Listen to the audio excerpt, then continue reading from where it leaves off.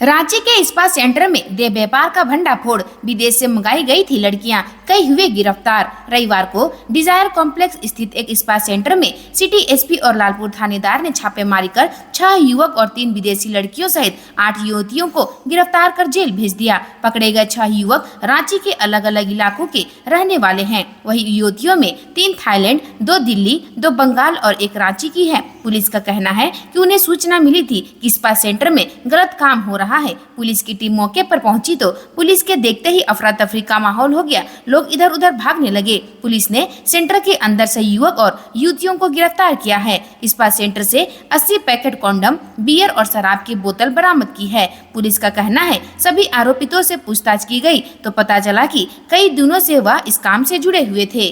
Police का कहना है कि इस्पात सेंटर का मालिक गौरव अग्रवाल दिल्ली में रहता है। दिल्ली में रहकर वह रांची में देह व्यापार करा रहा था। पुलिस ने इस मामले में गौरव अग्रवाल को भी आरोपित बनाया है।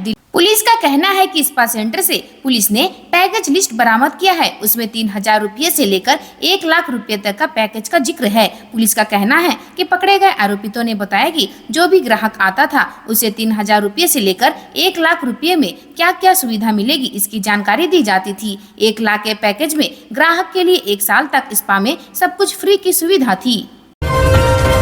दरिंदगी की हदें पार, प्रेमी संग घूमने गई लड़की को 7 युवकों ने बनाया शिकार। दुष्कर्म के बाद मुंह में पट्टी बांध हुए फरार। पाकुड़ के हिरनपुर में शनिवार के शाम एक युवती से 7 युवकों ने दुष्कर्म किया। इसके बाद रात लगभग 2 बजे पीड़िता के मुंह पर पट्टी और हाथ पांव बांधकर रघुनाथपुर डैम के पास छोड़कर फरार हो गए। यह घटना तब घटी जब युवती अपने प्रेमी के साथ पलनिया गांव के निकट काजू बागान घूमने गई थी। पुलिस ने इस मामले में 2 आरोपितों को गिरफ्तार कर लिया है, जबकि अन्य की तलाश में छापेमारी कर रही है। पीड़िता ने बताया कि साहिबगंज के तालाझारी थाना क्षेत्र के एक युवक से उसका 4 वर्ष से प्रेम प्रसंग चल रहा है। 1 सप्ताह पूर्व प्रेमी उसे लेकर घूमने हिरनपुर थाना क्षेत्र स्थित अपनी बहन के घर लाया था। इसी क्रम में शनिवार की शाम दोनों काजू बागान पहुंचे थे। बागान में लगभग आधा घंटा गुजारने के बाद दोनों लौट रहे थे। इसी बीच 7 युवकों ने दोनों को घेर लिया और उसके प्रेमी की पिटाई शुरू कर दी। इसी क्रम में प्रेमी किसी तरह वहां से भागने में सफल रहा, जबकि उसे रघुनाथपुर डैम ले जाया गया, जहां सभी ने बारी बारी से दुष्कर्म किया। इसके बाद डैम के पास ही छोड़कर फरार हो गए। एसपी प्रभात कुमार के अनुसार पुलिस की छापेमारी जारी है। जल्दी अन्य आरोपितों को गिरफ्तार कर लिया जाएगा।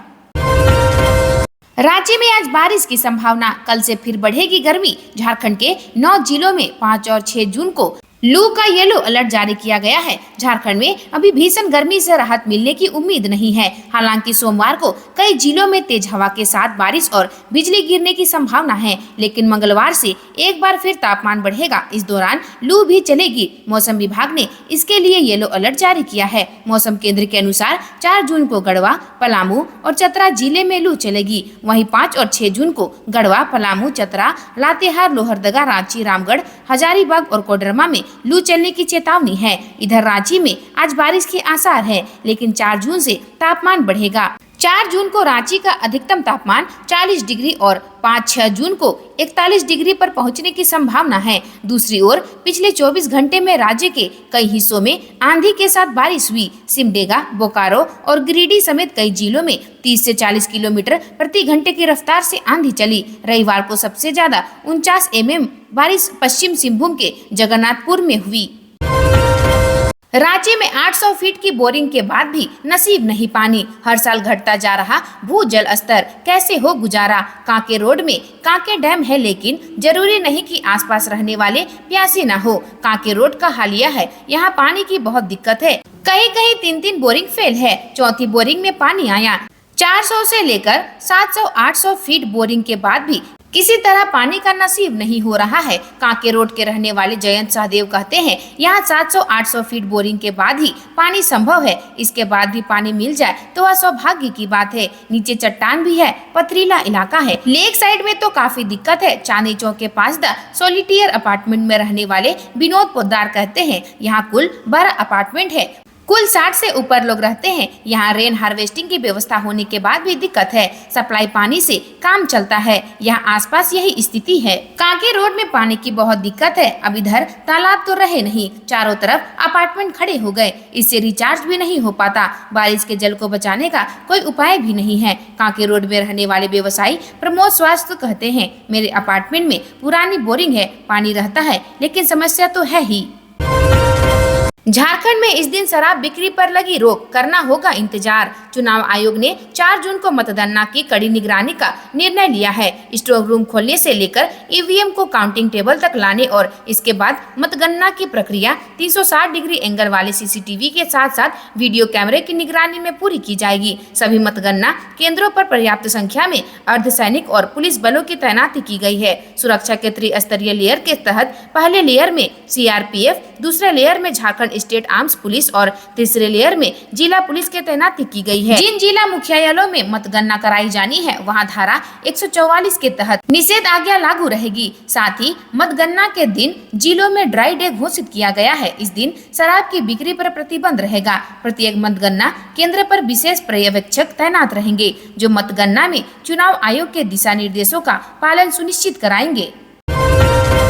गर्मी का सितम, झारखंड में प्यास बुझाने के लिए कुएं में कूदे 40 बंदरों की मौत। चरवाहों ने ग्रामीणों को दी जानकारी। झारखंड में बढ़ती गर्मी और लू के कारण पिछले एक सप्ताह में 1.5 दर्जन लोगों की मौत हो चुकी है। पशु पक्षी भी बेहाल हैं। रविवार को पलामू जिले के पांके मुख्यालय से 3 किलोमीटर दूर सोरठ जंगल के पास एक कुएं में डूबकर 40 बंदरों की मौत हो गई। ग्रामीणों को चरवाहों के माध्यम से बंदरों को मरने की सूचना मिली है। अनुमान लगाया जा रहा है कि बंदर प्यास बुझाने के उद्देश्य से कुएं में कूदे और बाहर नहीं निकल सके।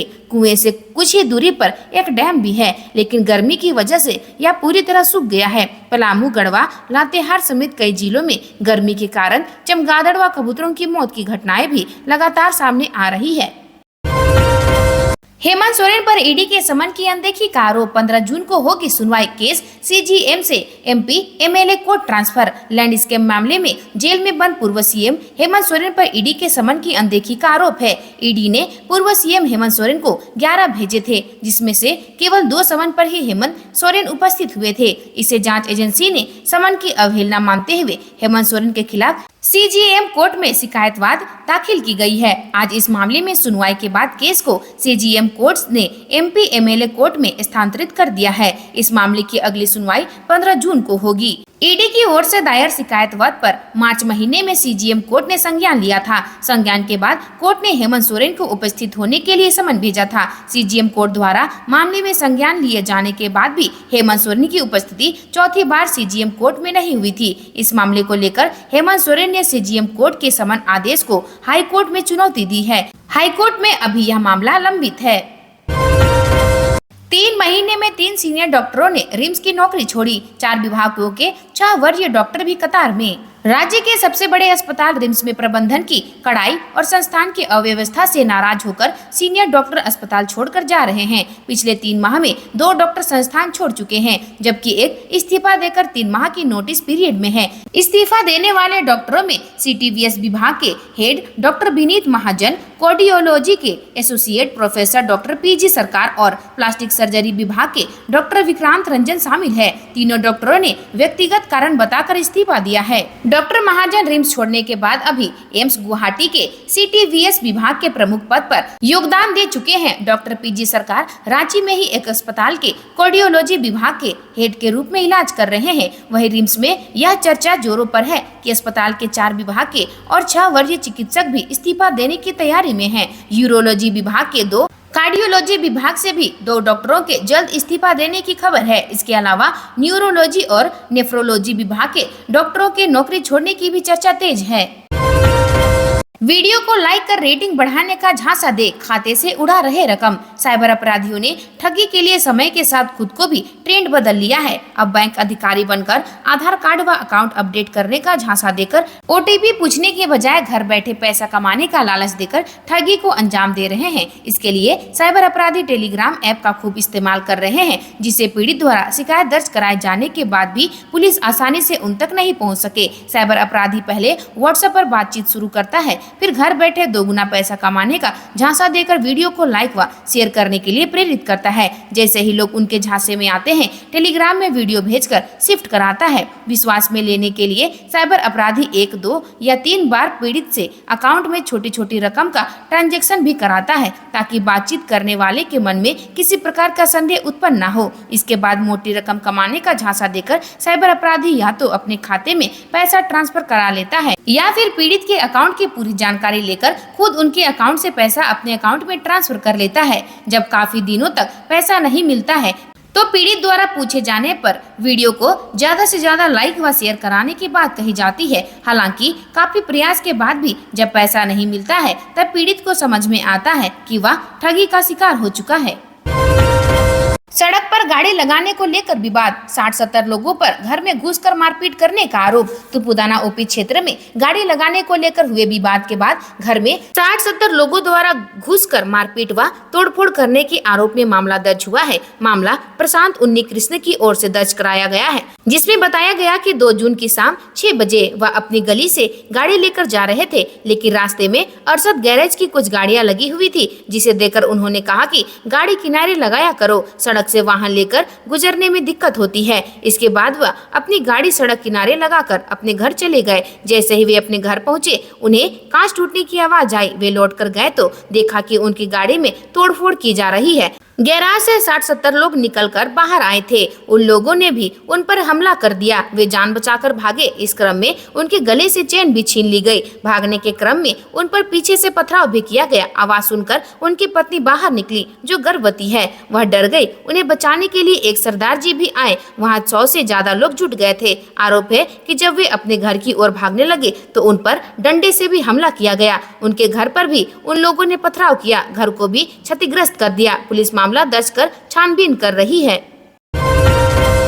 एग्जिट पोल के चक्कर में पड़े तो चकरा जाएंगे, कल्पना ने बता दिया सीटों का पूरा गुना भाग। सत्तारूढ़ झारखंड मुक्ति मोर्चा की स्टार प्रचारक कल्पना सोरेन ने दावा किया कि देश भर में INDI की 295 सीटों पर जीत होगी। दिल्ली में गठबंधन दलों की बैठक से भाग लेकर कल्पना सोरेन और मुख्यमंत्री चंपई सोरेन रविवार को वापस लौटे। एयरपोर्ट पर कल्पना सोरेन ने दावा किया कि राज्य में 10 से अधिक सीटों पर INDI के प्रत्याशियों की जीत होगी। गांडे सीट हम रिकॉर्ड मतों से जीतने जा रहे हैं। INDI में प्रधानमंत्री कौन होगा? इस सवाल पर कहा कि 4 जून के बाद महागठबंधन दलों की बैठक एक बार फिर दिल्ली में होगी। उन्होंने यह भी कहा कि इसी बैठक में आगे का निर्णय लिया जाएगा। कल्पना सोरेन ने आगे कहा कि एग्जिट पोल के चक्कर में नहीं पड़े, वरना चकरा जाएंगे। 4 जून को सभी परिणाम का इंतजार करें।